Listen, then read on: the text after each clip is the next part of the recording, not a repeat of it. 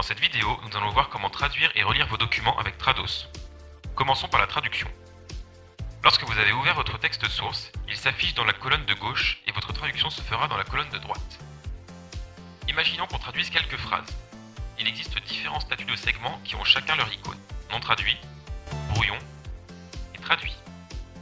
Les segments de la langue cible qui ne sont pas traduits font partie des segments non traduits. Les segments brouillons sont ceux qui ont été traduits mais pas validés. Les segments traduits sont les segments qui ont été traduits et validés. Pour valider un segment, utilisez le raccourci CTRL plus Entrée. Pendant votre traduction, il est possible que certains segments se traduisent automatiquement grâce à la mémoire de traduction que vous utilisez. Si vous n'êtes pas encore passé par cette étape, consultez notre vidéo tutoriel mémoire de traduction SDL Trados. Des segments déjà traduits peuvent apparaître dans la fenêtre mémoire de traduction. Un pourcentage de correspondance doit s'afficher. Vérifiez bien que votre traduction corresponde au texte source avant de valider le segment.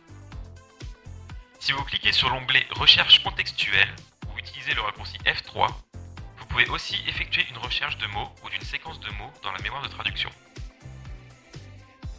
Pour la base terminologique, cela fonctionne de la même manière. Vous pouvez cliquer sur l'onglet Recherche dans la base terminologique. Pour rechercher un terme dans le texte source ou cible, vous pouvez utiliser les touches CTRL plus F. Si vous souhaitez conserver un segment source, vous pouvez le copier dans la cible en appuyant sur CTRL Insert.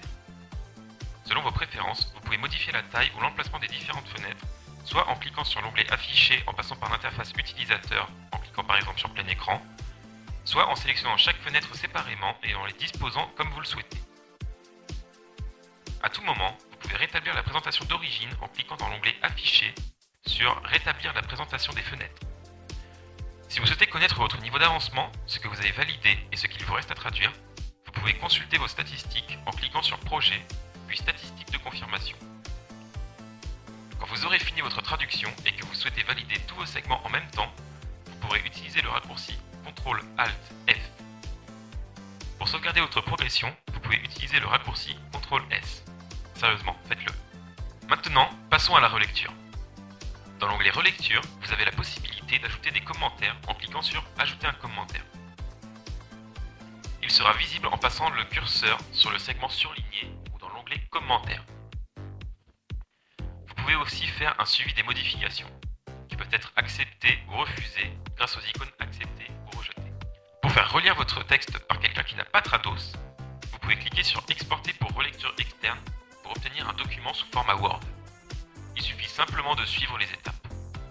Choisissez l'emplacement où vous voulez l'enregistrer et cliquez sur Terminer. Il est aussi possible d'importer un texte modifié pour mettre à jour les informations apportées. Pour cela, il suffit de cliquer sur Mettre à jour à partir de la relecture externe, toujours dans Relecture. Ajoutez votre document, puis cliquez sur Terminer. Votre document apparaîtra avec les modifications. Enfin, pour faciliter votre relecture, vous pouvez classer vos segments en cliquant sur l'entonnoir nommé Tous les segments. Vous pouvez ainsi afficher uniquement les segments traduits, non traduits, rejetés, etc. C'est tout pour cette vidéo. N'oubliez pas d'aller consulter les autres. Vous trouverez les liens ici et dans la barre d'infos. Pensez à laisser un commentaire si vous avez des questions. À bientôt.